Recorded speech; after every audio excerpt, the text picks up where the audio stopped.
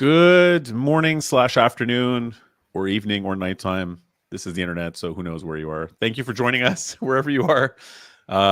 This is Recruiting EQ, episode number 56, and it's our month-end sales panel. So far, the most popular, by the way, thing that we do is the month-end sales panel. So thank you for anybody who has been commenting and listening. That's great. Good old what's hot and what's not in March of 2025. Happy to have these panel guests here with me today.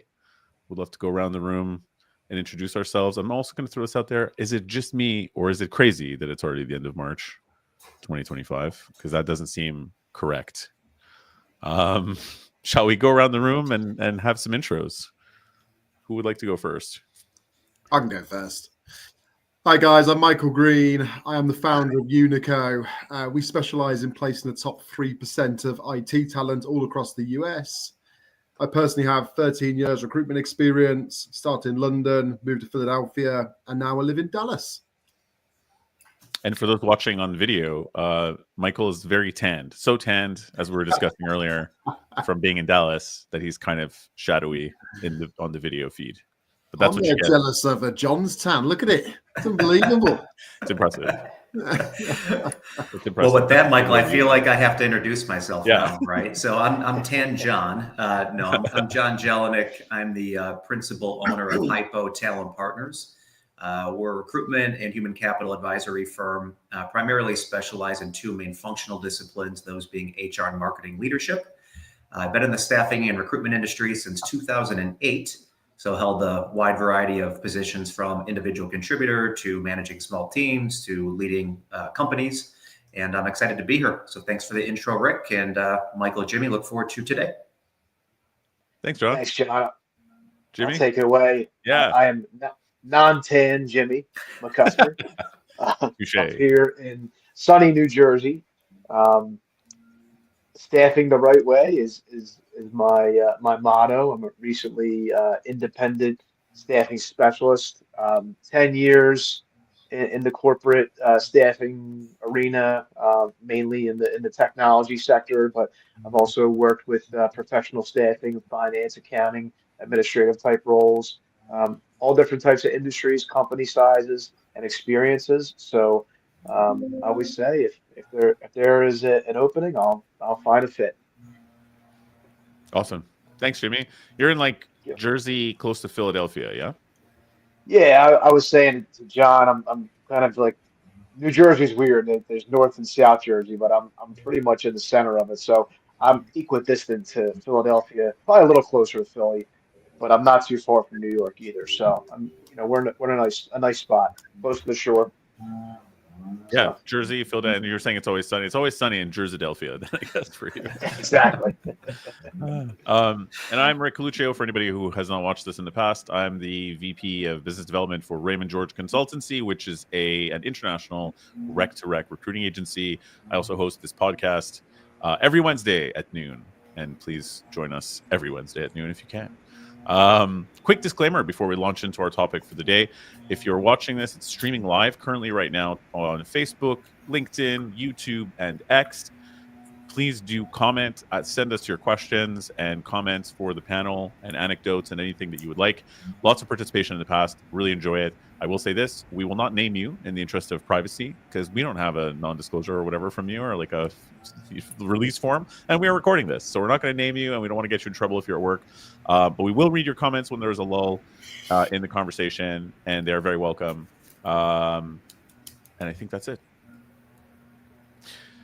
So let's get right into it then.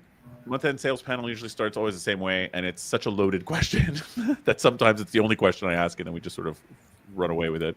Open question to the panel. What are you guys seeing in the market currently, and how has that changed or evolved in March now of 2025? For the IT sector, I found it to be quite a strange quarter, where I came back from Christmas and January and the market was really, really hot. I had loads of clients calling me up with job recs and things were moving. It's like, great. If this is what 2025 will be like, bring it on. And in February, really just kind of grinded to a halt. And in March, I've actually seen things pick up again. So I'm really interested in kind of how kind of fast the market seems to be picking up steam and stopping again. It might be in relation to Mr. Trump. I'm not sure, but I've definitely seen an uptick in March. Yeah. Yeah. No, I have to agree, Michael. I mean, I was speaking with John before the call, and I think 2025, there's been a lot of hurry up, stop. And, right now, I think a lot of it has to do with, perhaps the new administration and seeing where things go. But currently, as we come up to the end of the quarter, I think there's a lot of hope, a lot of, inspiration going into this next quarter. And going further into the year, that as things kind of trend upward, we're going to see an uptick in companies hiring and people getting placed. So we'll see. I'd echo that as well. I mean, so my firm primarily specializes in two main functional areas, HR and marketing. End of 24 was busier than I had thought it was going to be, which trickled into January. Like Michael had mentioned, February was pretty slow. March picked up a little bit. And I feel like there's a lot more optimism in regards to what's ahead in Q2 and beyond, maybe even the second half of this year as well. I think a lot of times, and from the conversations I had heard back, call it summertime of last year, it was, well, we're waiting to see who's going to be in office. And then it was, okay, we have clarity on now who's going to be in office. How is that going to potentially direct our hiring plans, our funding plans, whatever that might be, based on what we believe we know about the individual that's in charge. Now that he's in charge, there's been a lot of back and forth with tariffs, and well, we all know what we see on the news every day. So I think that's kind of given some organizations a little bit of pause because they don't yet know what direction we may be headed in. But I think all in all, I do feel that once we get over this initial kind of hump, hurdle, whatever you want to say, I do feel like the second half of this year will pick up significantly, but anyone's guess. Yeah, I think if you know where to look for the jobs and what to target, there are definitely opportunities out there. I think your blanket kind of mass recruitment won't work as much these days, in my personal opinion. Agree. And it's interesting because from my vantage point of being a rec to rec, right? One of the things I've seen that's changed is that clients have been asking me for salespeople predominantly, salespeople or sales-driven full desk 360s, where the expectation is for them to mostly focus on BD for like the first few months or year of their career. That's been the case for like 2 years, pretty much, where that's been the main focus. Like I'd say 90% or sales leadership, right? But always like sales driven, sales quotas, billing sales quotas. But now I'm starting to see some people ask for delivery. And I'd say that it's, maybe probably dropped to like 50-60% hardcore sales. And then you've got like the full desk and delivery in there.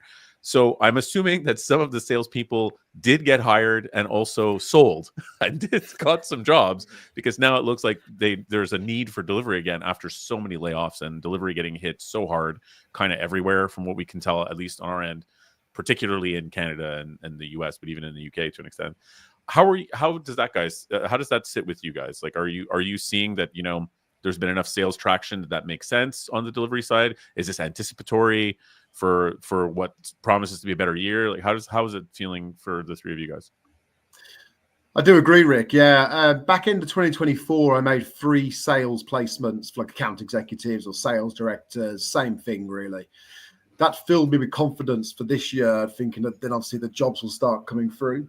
2025, I've now made a couple of senior architect positions, a lot of contract positions as well. So projects are obviously now kickstarting and obviously getting moving. So I'll say at the moment about 70% of my revenue is all from contractors.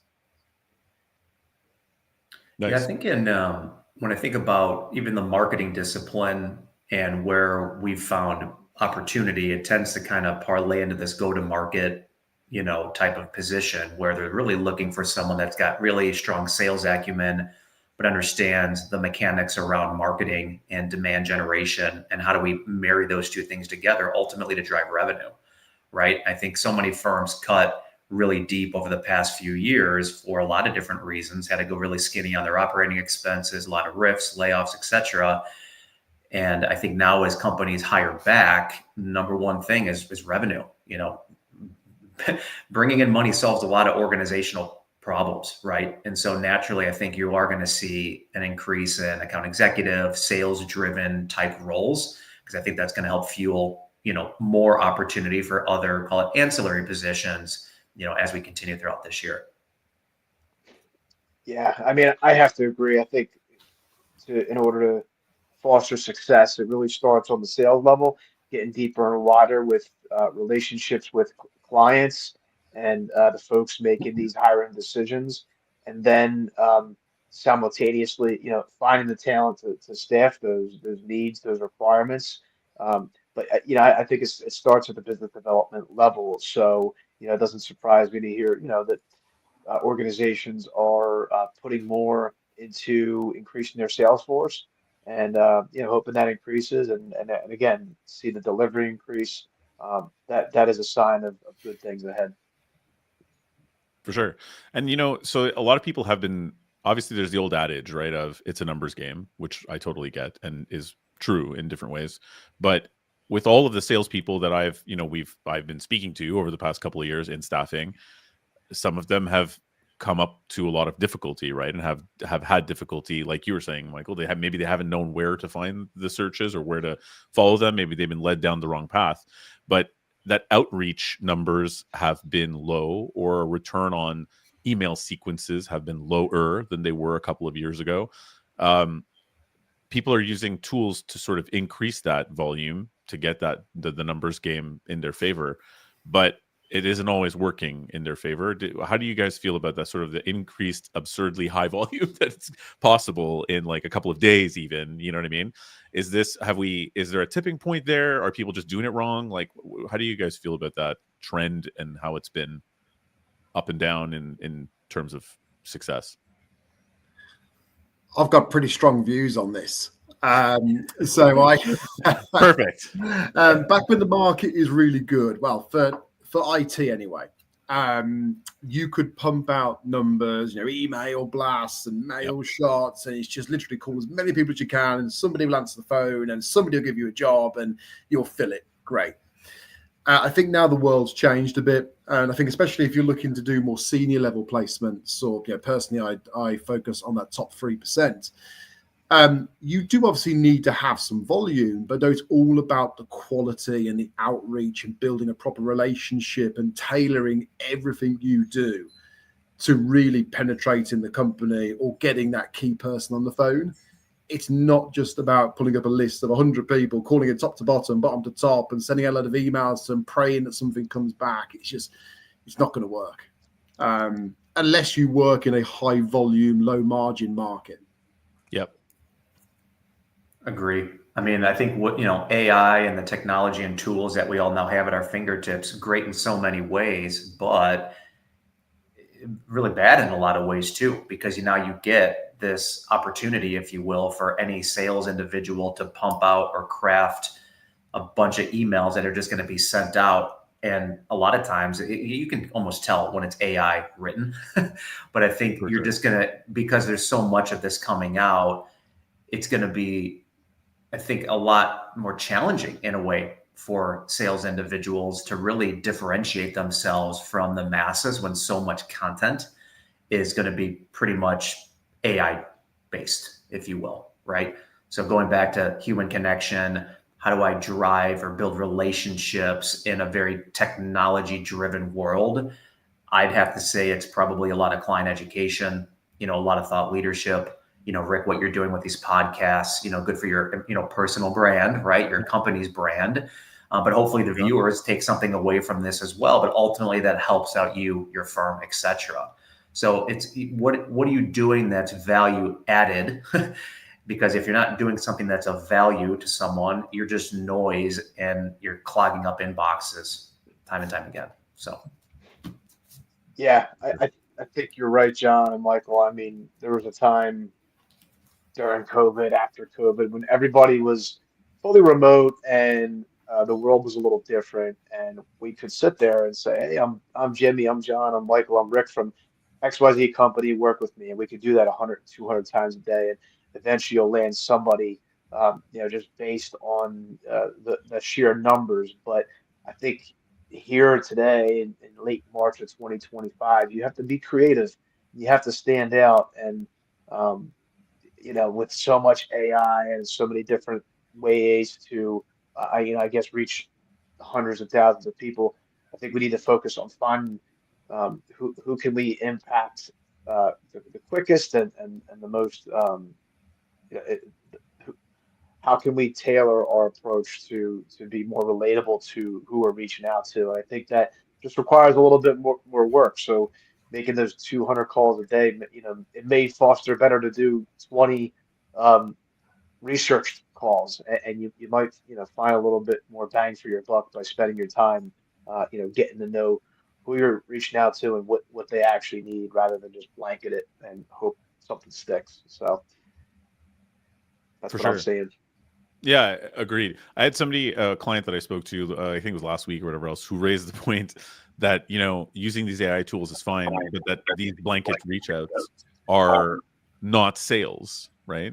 They're like, that's not sales though. Like, that's not selling, throwing it out there. Hey, we exist. And then if someone says, oh, I happen to need your service, isn't selling. It's just coincidence, right? It's like just being there. It's advertising. You know what I mean? It's marketing, it's advertising, it's outreach, it's prospecting, it's lead generation. But the actual sell is needing to, like you say, bring value, or, you know what I mean? Like, have some sort of influence or value or consultative element, and that's what actual selling is. Do you guys feel that there's a sort of like a trend that's gotten away from that kind of selling in recruitment, and that it is just sort of like, we exist, are you interested? No, we exist. Is that sort of a problem that's been plaguing the industry, or does it depend what vertical you're in? Like, how do you guys feel about that idea? For me, yeah. So before starting Unico, I was off the tools for about 6 years, managing and building large teams. So then when I started Unico and obviously back doing business development, inside a week, I very quickly realized that my old methods from 10 years ago do not work anymore. CVs to leads and hammering out every single day an email to the same point of contact, was begging for an answer. You have to be smarter. It is harder now. There is more competition. You have to be very good at business development and build proper relationships and be smart with your BD, not just pick up the phone constantly or just hammering them with emails. Real simple things like flipping a candidate call to a client call, right? Or getting references from every single candidate and flipping that into a BD call. There's so many things which we can do to actually start getting in front of a client and proving who we are and our value worth, rather than just saying, are you hiring? No. Are you hiring? No. Or just constantly blasting out emails to people. It just simply annoys them. That's all it does. Agree. I worked many years ago for a large global recruitment company, and it was call it transactional. It was the dialing for dollars, the email blasts, and you would catch a couple fish, right? And that's what we were trained on. Those were our metrics. That was what we were graded on. And I feel like the industry has tried to move into this consultative, selling type of arena. And I feel like the industry as a whole is migrating towards that based on really necessity. Because if you try to sell transactional, you're just not going to win in today's market. I just don't think that that's the way. And much like Michael, I launched Hypo about 2 years ago now at this point, and geographically, because there has been a little bit more of that pull back to an in-office hybrid model, I really had to think critically about, okay, from a geographic perspective, I'm from Chicago. It's where a lot of my network sits. I'll continue to honor, hone, build those relationships. But now call it physically in the greater Tampa Bay area, I had to go back out and wear my business development hat for the first time in 6 years. Because like Michael had mentioned, I was in leadership. I was in executive leadership. Yep. So going back to the same things that got me into that leadership role, I quickly found out would no longer work. And personally, for me, with building a net new network here in call it the greater Tampa area, I really had to think critically about where are places I need to hang out, whether it's your local, SHRM chapter caters to HR. Okay, I can do that. I can volunteer from time to time. Maybe I got to look at my local chamber or my local business alliance, maybe network there a little bit. Yeah. Economic development, conferences, things to that effect. And, you go to these different industry events and it takes time, but you get to develop in person, what a concept, in-person relationships with people, and that is ultimately going to help you sell. People get to see that you are a genuine, interesting person, hopefully, if you're not, decent at what you do, right? Yeah. Be helpful. Yeah. If you were, And I mean, listen, doing this virtual stuff, it's helpful. I mean, this is the way the world does work now for the most part, but you can never replace, in my humble view, the interaction of a coffee meeting, a lunch, a dinner, a face-to-face interaction. And from a business development perspective, if we're thinking about trust and we're thinking about things in which people buy from, like you're buying from the person and they need to get to know you and who you are. So all that to be said, I think it is harder for salespeople today because maybe people don't get together as much as they used to, right? Post-COVID, just given the way that the world was forced to operate for so long. So yeah, it's an interesting dynamic. Absolutely. Yeah, I mean, I think that post-COVID and doing things virtually, I mean, yeah, it has its benefits and it made a lot of things easier with, technology and advancing. And, here we are in a day where AI is accelerating, which seems to be like by the minute. So um, all those things, all those advancements are necessary, but to the point of the panel here, it doesn't bring empathy. It doesn't, I don't think it exudes creativity Yep. and that personal connection that our prospects and clients are craving and that they need. And the human touch will never go away. I think, it just requires a little more work these days. There is a lot of noise out there. So they already have the guard up. A lot of the people we're calling are already a little bit on edge. So we have to find ways to push through that. And I think the more you can be human and do the right research and come with the right information to these folks, the better it's going to serve you than just firing on all cylinders with really nowhere to go. Yeah, and I mean, you guys have all mentioned a few personality qualities, right? Like the individual persons, they're going to have to be more creative. They're going to have to be less formulaic about what they're doing. They'll have to be, empathy, again, creativity, like problem solving, looking in different places, being creative about where you see people and meet them, networking face to face, creating relationships that way. Does this maybe denote like different hiring needs, like in salespeople, now that these qualities are very clearly valuable, versus just being like, where did they work, what did they bill, what's their tenure? Is there a higher value on this person's really cool? People are going to want to talk to this guy or girl because they're cool, and that's helpful from a personal branding perspective. Or like, is there a tipping point coming down the pipe, or are we there, or does that not really matter? How do you guys feel about that potential shift in focus? Yeah, I mean, obviously, I've now just made my first hire, so thank you, Rick and Julie, brilliant guy. But yeah, previously, my previous job, I would be targeting people around number of phone calls and CVs to leads and all this kind of like actual output metrics. What I'm now looking for is someone who will have real intent and purpose behind their business development, be able to draw out commercial information from candidates or even clients, and then be able to business develop with that intent behind it. So the activity targets will actually be about how much commercial information you get, how many meaningful conversations, how many meetings you've booked in, ideally face-to-face, if not video. So it has changed where it's not just, are you going to work hard and you're going to come in and rip the phone for 8 hours a day? Is the person actually intelligent and actually have the empathy and the emotional intelligence to be able to go and have these types of conversation to draw out the information we need to be able to go and business develop effectively? That's really the kind of change I've seen. Yep, fair. And I wasn't fishing for that plug, but thank you. You were, Rick. Come on. I guess deep down, and we're all in sales here. Let's not beat around the bush. Sorry, John, do you want to take this? No, I mean, Michael's spot on. I think it comes down to a lot of a person's ability to be thoughtful on their approach, account mapping. There's a lot of great resources now at your fingertips through AI, and this is where the AI can be really good. I don't know if I'm not pronouncing it the correct way. Is it called Grok? Grok? Yeah. Whatever that's called. Some people say Grok. Some people say Grok. I think it's Grok. Grok feels wrong with me. It feels gross. But anyway, it does feel good. What is that? So I've heard of it before. check it out, Michael. Check it out. So, I mean, it's another AI, one of many AI tools out there, but it can be leveraged a lot for researching. And so if you're going after XYZ company, you can say, pretend I'm a sales rep that's in the staffing and recruitment industry, and I want to sell to a controller at whatever you're going to say, right? The amount of information that you can get from these tools is significant. Now the question is, are you a savvy enough business developer that you know what to do with the information? You know how to construct a value proposition around that information. All that does take time, right? And it's just not pounding the phone and dialing for dollars anymore. It's how can I create a thoughtful proposition to either get this person to engage with me in a meaningful conversation virtually or in person.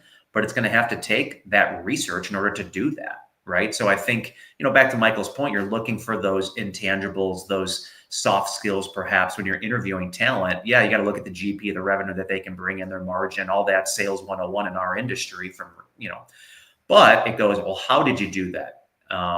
Share with me how you would go out and create net new relationships where maybe I need you to be a pure business developer and I'm not going to give you accounts. It's a totally different role than here are 10 accounts, go and manage and grow them, right? So it depends on what you're hiring for in a way, but I guess I would just echo a lot of what Michael had said.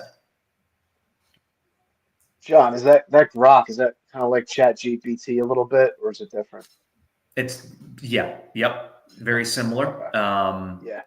Give it a check out when you can. And I was even doing research around like nonprofits and stuff, kind of a side ancillary project, but it's interesting what information you can truly get at your fingertips. And then again, well, let me go back to this actually, because now that I think about hiring a savvy business developer, they have to know how to leverage AI at the same time. I mean, if they don't know how to do it, then don't hire them, candidly, because this ain't going to go away. It's not going to go away. Right. Using it in the right way, asking it the right questions, knowing how to ask the right questions, right? I think that's been a learning curve for me. It's one thing to say, I need help with rewriting this sentence or rewriting this email in a different tone of voice, but there's a lot of other things that you can be doing through these tools that can really help you leverage yourself as a sales professional. So something that I would look out for if and when I do hire a business developer would be share with me how you leverage AI. Tell me how that's enhanced or helped your efforts in securing client relationships, right?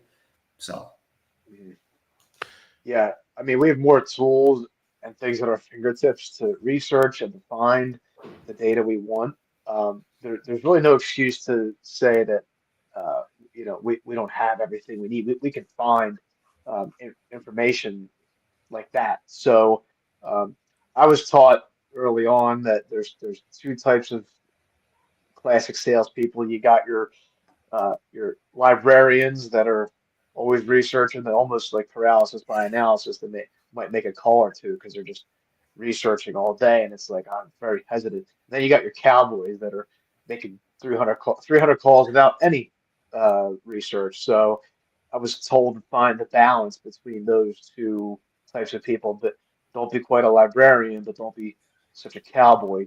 Try to find the middle ground and execute at a high level, but make sure you go out and know what you're doing first. Yeah, absolutely. And I think just to tack onto that a bit as well, obviously we've talked about the people and about the process, but I think today that companies and individuals have to really nail their go-to-market strategy and their value prop. Oh, for sure. It's just absolutely huge. It's like before it was just, we are a good recruitment company. We are good at recruitment. Give us a job. You've now got to really understand your market and what they actually want. What is the pain point, and be able to really attract towards that. So many recruiters at the moment miss that, and they just go through the process of steps 1 through 10, hoping to pick up a job, where then even if they spoke to somebody, they aren't any different to any other recruiter. What is your actual value add to this potential client? For sure. I even think for two things. I'm going to just throw this out there. I got the actual meaning just to make sure I'm not nuts, but the word grok comes from a sci-fi novel from the 60s called Stranger in a Strange Land by Robert A. Heinlein, which I don't rate exactly because retroactively people have decided that he's a racist. And so Stranger in a Strange Land is super racist. So I'm just going to disclaimer that I'm not suggesting that the book holds up with the test of time. But the word grok is interesting because It's to understand something empathetically and just sort of like psychically get it, like really get it, and not just have a perfunctory two-dimensional understanding of the information. So it's an interesting word to use for AI, because I do feel like, I don't know if you guys feel the same thing, but there is a little bit of that paint by numbers element going on, right? Where it's just like, oh, I've done my research, so I have something that's just kind of like, feels like, hello, Ricardo, you have gone to Dawson College. I know some 3 people who've been to Dawson College. Like, it feels you could just see it, right? And that's, I think, not grokking it, right? Like, it's just I've done my research and here, blah, I'm just vomiting it out to you. Love me now. Come to work with me. And it's obviously just annoying and feels invasive and weird and creepy versus actually putting it in context. So that's the grok thing. But I think it's a good word. I just thought I would look it up and throw it out there for whoever's listening. But I like it. The personal branding thing, Michael and everybody, I agree with you. I clearly, because look, I'm doing this, right? But I kind of see that there's a future for even recruiters, like forgetting, agency recruiters in particular, which is sales, let's face it, right? In order to get someone to respond back to you and to be attractive, I feel like even just recruiters will have to have some sort of individual value prop or whatever, cool factor or something that they feel will help people get in touch with them.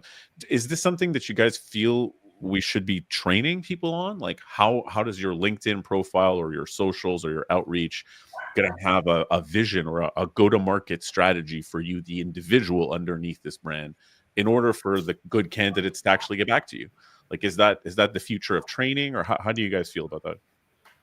100%. Yeah. The first investment which I made for Unico was to do a course called Hoxo, which basically trained me to go through and build my personal brand and Unico's brand through LinkedIn, essentially. That was an absolute game changer for me. I now post 3 times a week. I never, ever posted before, ever. And I started Unico and did it. I write all of them. It's my personal touch. The amount of traction which I get, and people on the phone say to me, I saw your post about taking your daughter to the zoo, or I saw your post about this piece of tech, or congratulations on your amazing month, whatever it is. I reckon that every post on LinkedIn gets about 10,000 impressions. So 10,000 people have stopped and seen my post. It's wow. That's been an absolute game changer. Yeah. Great point, Rick. Yeah. Powerful stuff. Yeah, Jimmy, I don't know if you're going to say anything, but I'll just jump in really quick. I agree. I mean, you have to have that personal brand. Listen, I'm not great at it. And that's one thing that I'm actually trying to improve upon. Actually, I had some gentleman that said, John, you have a really unique story. You do a really awful job of selling yourself online. And I'm like, ooh, that's a gut punch, but he wasn't wrong. Right. And I do think about that from time to time of like, okay, how can I do better with, maybe it's leveraging LinkedIn, to Michael's point. What can I be sharing out that maybe is of value to the people that might be receiving that information? How do I get more eyeballs on my business? Because at the end of the day, it's kind of what it's all about, but it's striking the right balance between, like, I don't know, man, like you see all these influencers on LinkedIn and stuff too. And it's just like nauseating, where it's just noise. And I feel like LinkedIn is a Facebook, and that's a whole different conversation, but it's like, how do you strike that right balance between being seen and being visible and being seen as a thought leader, where clients will value what you're sharing, right? And can you do that 3 times in a week where it feels natural, authentic, right? And Michael, you probably have struck that balance for you personally, but I think that's been a little bit of my challenge, is just trying to create that balance, if you will. But all that to be said, yes, I think you have to be, let's just say, like, I don't know, you're a couple of years out of college, you just entered the recruitment world, and you're a recruiter for a staffing company.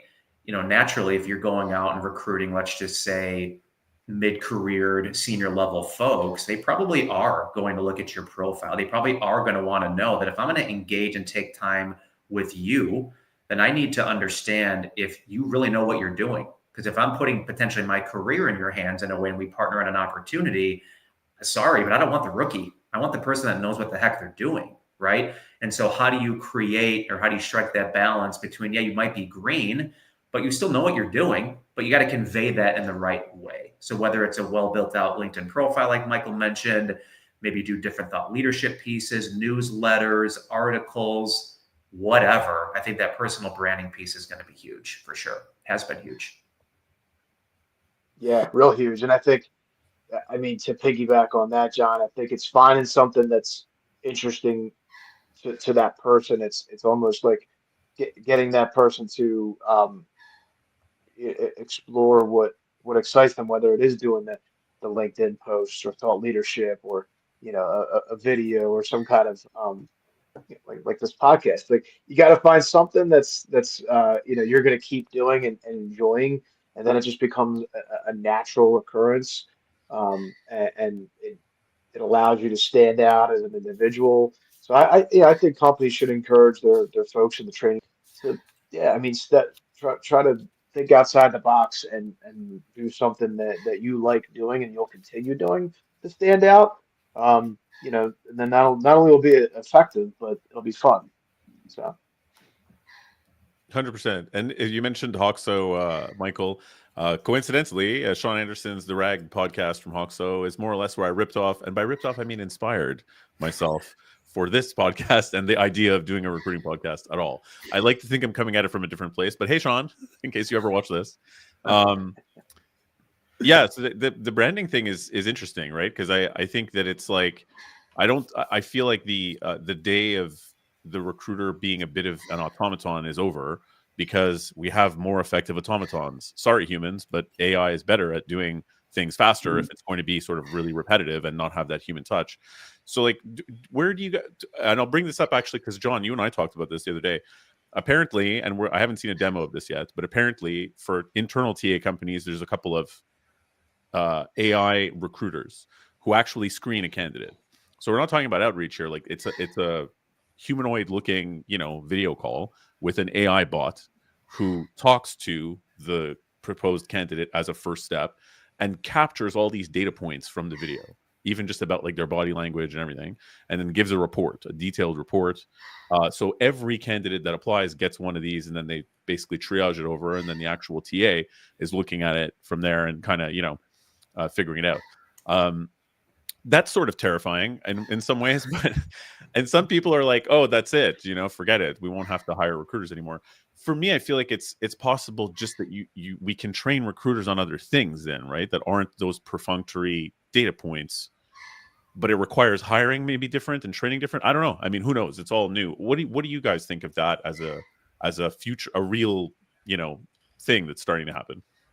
That's interesting, Rick. As a part of our top 3% at Unico, we test every candidate on communication, cultural fit, technical testing, references, background check, everything. And we give clients the option. So I work with a developer who has created an AI tool, basically, where the candidate will log into the tool and it asks them preset questions, but it basically interacts with them just like a human. And it spits out the kind of this like sharp looking PDF, basically rating the candidate. But I give the client the option: did you want me to do that on video call as a human, or do you want the AI version and the fancy PDF? Still about ballparking it, 80% of clients want me to do it rather than the AI tool. And I've showed them the tool, they've tested it, they've looked at it. Even some of them, they still want the person to do it, not the AI tool. Do you think that's before you guys answer anything else though? Do you think that's going to change? Like, was it 90% and now it's 80%? I'm just trying to I wonder if people are getting used to the AI, or if you think it's just going to be like, no, people want a human involved and that's a baseline thing. My thought around AI is that people think it's really cool and really interesting, but they were still kind of stuck in this age of the bots, right? It's like you got a problem, you log into the company and a bot pops up and tells you the answers, whatever. I think that once AI starts evolving and we start trusting it more, that will come down.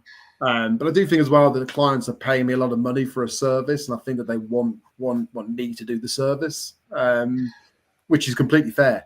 So yeah, it's more of a value add for my clients rather than like this is how we do it only. Totally fair.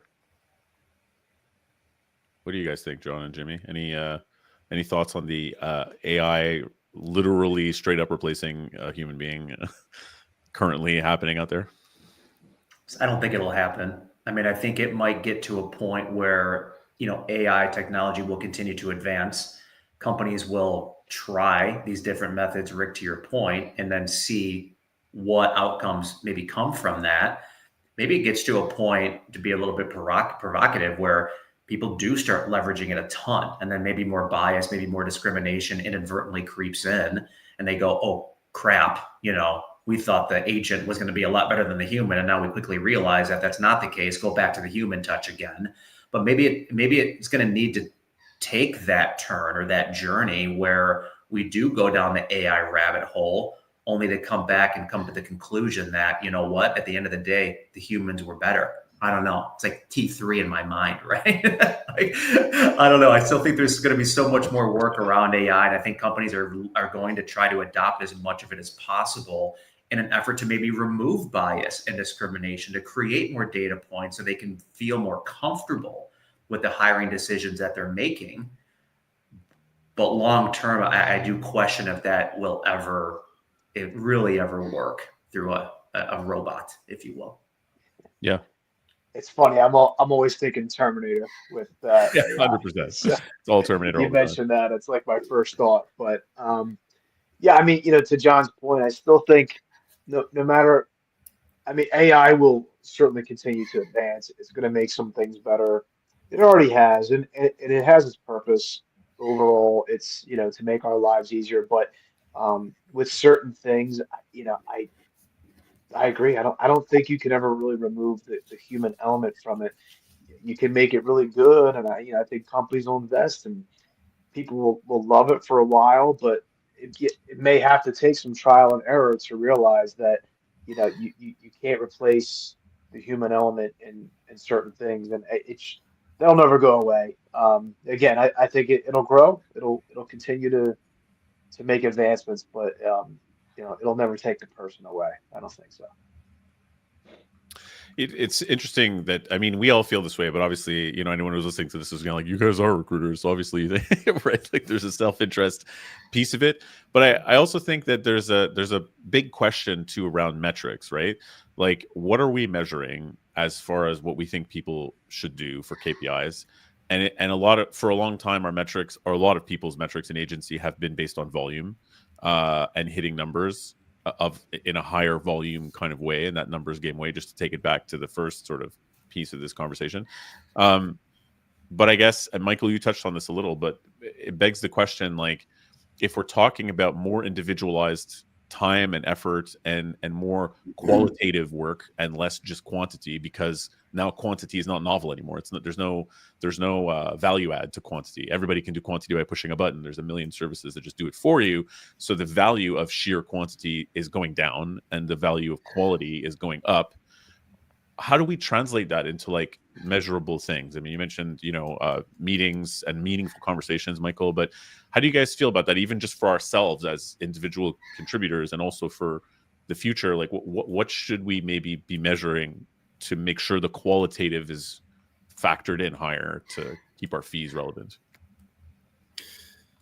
Yeah, for me, the basics haven't actually changed that much, right? Where each month or quarter, it's still revenue, right? And obviously that's what matters. Underneath that, the ratios are still important. The jobs to deals, interviews to deals. So all of that is still important. I think the bit which is going away or should go away is just the sheer volume number. How many dials have you made today? How many emails did you send to a client and annoy them today? Right? Like, it should simply be about, well, what quality information did you get to go and sell? What meetings did you book and who with? It needs to be a quality input or output versus just a simple number. Does that make sense? Yeah, it does. Yeah. For sure. I agree with that. I think about even running my own desk and trying to own my own, try to own the job, right? I look for 20 meaningful conversations a week. That's my goal. And what's meaningful, I know what that means intuitively, but if I had to broadcast that out, it's, am I meeting with a potential hiring manager, someone that can influence a hiring decision, right, in some shape or form. I'll even look at networking calls potentially as meaningful connects. I would do work with a lot of folks that are CHROs in transition, CMOs that got laid off. And ultimately, if I can provide value to these individuals through whether it be resume advice, connecting them with other people in my network, whatever it might be, hopefully placing them, right? But they will land at some point, and then it becomes, well, gosh, if I look back at all the people that I talked to when I was in transition, who are the people that stood out? And if the name John Jelinek comes top of mind, the hope is that, well, engaging back with them on a client conversation is going to be very easy, right? Because they got to experience working with me as potentially a recruiter. So, when you're a single shingle, leveraging channel partnerships, what have you, but I'm running a 360, I have to look at meaningful conversations from a couple different lenses, if you will. But I just try not to overthink it at times. And I'm like, if I'm doing those 20 conversations a week, I feel pretty darn good that the revenue, the profitability, everything will follow from there on out. So that's my measurement. Not sure if that's right or wrong, but I've toyed with so many different KPIs and metrics and running teams, and I'm not convinced we ever got it right. But anyway, that's my 2 cents. No, totally. Yeah, super insightful. And when we look at so many of the companies that implement these KPIs, and you have to sit on X amount of meetings per week, and to get there, you got to make Y or Z number of calls. But if a company can peel back and look and say, this person may have been on 15 meetings this week, but what did they do? They weren't meaningful, to use that word, John. I think the more meaning you can have within your call, within your meeting, how did you prepare for making detailed notes and for a company to look at rather than measuring it on quantity? It's looking at someone that may have had 5 meetings in that week, but if they all were detailed notes, like how did you prepare for this meeting, AE, what did you discuss, and what did you get out of the meeting? I think the more detail that person could put in for the shareholders to look in and see what they're doing, I think that's a better value add than somebody who's just going, one site and I met 15 people, I got a couple intros here, but we didn't talk about anything. So I think the more meaningful you can make your data, the better it's going to be. Yeah, and I think just jumping back to one of our points earlier about who we hire and the right characteristics of that person. If I hire somebody and their question is, well, what do you mean by like a meaningful conversation? And kind of pick in the detail of it. So, well, is this one? Isn't this one? Yeah. That's the wrong hire, right? That person should be coming in to say, right, I'm here to make loads of money and be massively successful and place great people in great jobs. That when you speak to a candidate or a client, that information is super useful to me. I can now go and take that information and go and make money on the back of it. Like, that's the person you want to hire, not the person who's worried about, yes, boss, I did 60 phone calls today, got nothing from it, complete waste of my time, but I did it. But that is absolutely pointless. Agreed. Got a comment here, and I feel comfortable naming this person because it's Julie, who's the owner of Julie. George. So I don't think that we'll get her in trouble. But she's sure. I think that KPIs change based on so many factors. The factory said KPIs steer the volume, less quality outcomes. And I agree with that a lot of the times. And I think, there's different kinds of salespeople too, right? Like one person might be a really good networker, another person might be a really good cold caller or opener. Another person might be a really good closer. In other industries that aren't staffing, sometimes you'll have people who just close and some people who just grind out and whatever else. Is it worth, do you think, looking at different kinds of salespeople for different, to vary up, to get depth like a basketball team, you know what I mean? And have like different kinds of approaches because the market is harder and thus maybe different measurements? Or is that just diluting your brand and focus as an agency? I'll jump in. I think it's tricky. I'd like to say with sales, there's no one size fits all. I mean, that's my personal belief. I mean, I have a very different selling style, perhaps than Michael, perhaps than Jimmy. We could all be very successful 3 individual people, but we might approach sales very differently. That's not necessarily a bad thing, but that's a characteristic personality thing, right? When I worked for a prior firm, we leveraged the PI test pretty extensively. predictive index, and we were looking for certain behaviors or patterns that would warrant someone that's maybe a little bit more assertive, someone that's a bit more of an extrovert, someone that perhaps doesn't like a lot of formality. These are my hunters, if you will, right? They don't want to get bogged down by just mundane administrative tasks. They just want to go and meet people, network, get out there, shake the trees, if you will. It's probably a pretty good hire if you're looking for net new logos. If you want someone to come in and maybe manage a couple existing accounts, hey, we've gotten in with these 7 accounts. We're doing X with them. We want to do Y. This is going to take maybe a little bit more thoughtful planning, maybe a longer term sales cycle, more networking, more getting to know you. Maybe that characteristic of that salesperson is a slightly different. So maybe you have to look at that profile a little bit differently, right? So yeah, I mean, I don't know if I'm answering the question in the right way, but I do think that there are different profiles of salespeople that you should at least consider hiring based on your business demand. And that's the whole hunter-farmer conversation, right? Someone can do both, and I've seen people do exceptionally well doing both, but some people might gravitate more towards the hunt. Let me get the logo in and let me pass that thing off because I'm on to the next one. That's the chase. That's what gets me excited. And other people go, yeah, it's cool for you, but that ain't for me. It's your job as the leader, I suppose, in this conversation to figure out what's needed in the business, and then how do I ensure that I'm hiring for that correct profile. For sure. Yeah, I think it's totally case by case. Again, you could go with having the depth chart and having a squad, if you will, but I think every salesperson's a little different. Every company's different with what they want, with what they have. So I think you gotta just peel back and look at it case by case before you make that decision. So yeah, that's how I feel.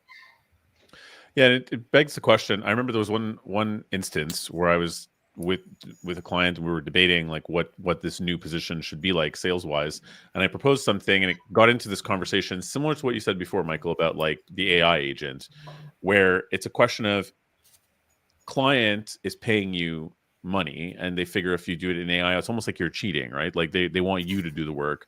They want the person to put in the man hours. So there's a psychological bias toward like, okay, but yeah, like we want you to do it. That's why we're paying you. So it's like a premium service, And I feel like that exists with salespeople too, like where the employer wants them to work hard, And this came up where I was like, what about someone who just has a colossal network in the kinds of clients that you're going for, who's not in staffing necessarily, but has this awesome network? If they came in and they could just plug and play, there's no non-compete because they have they can do the meetings. They were doing something else, but they've got this. And then the question came down to, yeah, but they don't really have a sales strategy and process that fits into our KPIs, our matrix, whatever else. Like, you know what I mean? Like they're just going to be talking to their network and plugging them in here. And I'm like, so they're like, can they really do BD? Got to the question of, yeah, but what if you don't have to do BD? What if you didn't have to and you had the network already and you weren't getting it and you were managing more or less a plug and play? You know what I mean? And I think they have a valid point to an extent. It's like I'm paying someone to do sales. I'm not just buying a network. How do you guys feel about that? Like, where does that sit in a sales hire? Like. Let me jump in because I have a couple examples on this of people I've personally hired that fit that description, Rick. I mean, right. Building an HR consultancy practice, a mini HR consultancy practice at the time, going back, 7-8 years ago. The idea was, and sometimes executive search companies do this, hey, hire the former or the CHRO exactly that's done the job before because they can talk the talk with people that they're selling to. It's like, yeah, I could get that in theory. They probably have a good network as well too, but some chief HR officers are not going to be sophisticated salespeople at the end of the day. They're not going to have that sales acumen. It's not what their DNA is. And so then it becomes, do they have the ability to take these friend conversations into, okay, this is a sales conversation at the end of the day. Now, like, do they have that wherewithal to understand how to delineate like the friendship card to like, okay, I'm trying to actually get you to buy something from me in a way. And I've seen it work well and I've seen it not work well. And I think it does come down to individual characteristics, but Yeah, I know that profile. I've seen that happen before, and I think a lot of executive search firms do hire it because we want to have their network, and then maybe it's, hey, once we get them ingrained in our organization, even if they're not the most savvy sales rep, we can at least attach them to others within the firm that might be. We just need to tap into that network, so it could still make sense for the organization to hire that person. You just might have to leverage them differently, if that makes sense. It totally does. Yeah. Yeah, agreed. Yeah, I think for me, I'm first of all not too bothered how they get to the result, as long as they get to the result and they're a great employee and build the culture and everything else, right? So if somebody is successful but just doesn't do it my way, great, go for it. But though, if they aren't getting results, or they haven't done proper BD before breaking into cold customers, I'm more than happy to train people and coach people. All I care about is, are they willing to learn? Is their attitude right? Do they want to learn? Are they good listeners? You bring that, we can teach you. Right? That is perfectly okay in my book. Yeah. I mean, I think revenue is king. Obviously, it always will be. But you bring somebody in that can get the job done, and if not, I think the biggest thing is the attitude piece and the willingness. If somebody comes in and they have no idea what staffing is, or IT, or whatever, what a Fortune 500, I think that stuff can be implemented and taught. But your innate way of learning and being that personality to go out and be an extrovert, that is something you can't teach. So finding people with that type of skill set would be my number one too. And I'm conscious of time here because we're coming toward the end. But what do you, on that topic, is that what you guys think is maybe the biggest gap out there, or what do you think is the biggest gap that is something that could perhaps be trainable, or that salespeople listening to this right now could work on, that you're seeing that people are missing? Because obviously there's issues. It's a hard market. People are having difficulty to a large extent. We're all doing great. Obviously, that's why we're on this podcast, right? We're killing it. But but no, I mean, it is a hard market, right? And some people are struggling, and especially people who are more junior come into a really, really complex market. And where are the gaps that you guys are seeing, are major gaps in training, development, or like just sales skill ability out there? I've got loads of friends who work at multiple different recruitment companies. I think the biggest problem right now is that the senior leadership and the management used to do BD 10 years ago, just like me before I started Unico. Right. And their methods and their training to their staff, and definitely new staff, is all the old way to business develop. Just go hammer the phone, send his emails out, somebody will come back. Of course, then the consultant doesn't pull jobs or get the traction, and they leave or get fired, right? So for me, that's where the big gap is. The actual people doing the training haven't really woke up or realized that things have changed. I think for you to change as a senior leader, that takes for you to actually go and do it yourself right from scratch and realize like it doesn't work. I have to kind of change and adapt my processes and take on things like AI and automation tools. So that's where the biggest gap is. But if that is you right now, I'm hiring, so I would love to teach you. Love it. Look at that plug. Look at that plug. Yeah, look at it. I mean, he's right though. I mean, and listen, I've done it before. You get caught up in the leadership thing, and you're not actually in touch with the reality at times. And so, if you're a recruitment organization and you have sales leaders that aren't in the trenches with your team shoulder to shoulder, you're missing the mark, right? I mean, you really have to make sure that the sales leader can educate maybe executive leadership on, hey, you trusted me enough to lead this team. Yeah. Here's what's real. And you can't just rag on the junior rep. Like, I'm experiencing this as the tenured person, and this is our reality. So how can we fix that? So, maybe it's that bridge, right, if you will, between, that senior sales leader being able to vocalize that and manage up, if you will, to executive leadership to kind of salvage the newbies that are feeling it every single day. But, you have to be a culture, I think, in today's world, especially, where the leaders need to lead from the front, right? I mean, they have to show the team that they can do the job better than the reps that they hire. And if they're not doing that, good luck. It's going to be tough. It's going to be tough. It's going to be tough. Yeah. Yeah. So many times that happens. We get off the street, if you will, and we get into management, VP level, and we forget what being in the trenches is like. So yeah, bridging that gap and finding ways to kind of overcome that between management and on the front line. Whether that is extended kind of trainings, different kinds of trainings. That would be, I would agree. The big challenge that needs to be solved. Yeah, well, there you go. So those are your gaps. We've fixed it all. I think we've solved sales for the entire industry. Saving the world in just over an hour, which is incredible. So we're ruling as usual. But there you go. Anything else you guys would like to add before we call it for our loyal listeners? Thank you very much. Yeah, thank you guys. Appreciate it. This was a great sales panel. I think I walked away with some tips, and I hope you all have as well. Feel free to reach out to any of us if you're seeing this after the fact. This is full on a podcast now, so it's not just a live event. By the way, anyone who happens to be watching this after the fact, you can get this on anywhere that you find your podcasts: Spotify, Apple Music, iHeartRadio, name one. It's there. So hope to see you all every Wednesday. Thanks again to everybody on the panel, and have a great day. Thank you, guys. Thanks, gentlemen. Thank you. Thanks. Take care. Thanks, Rick.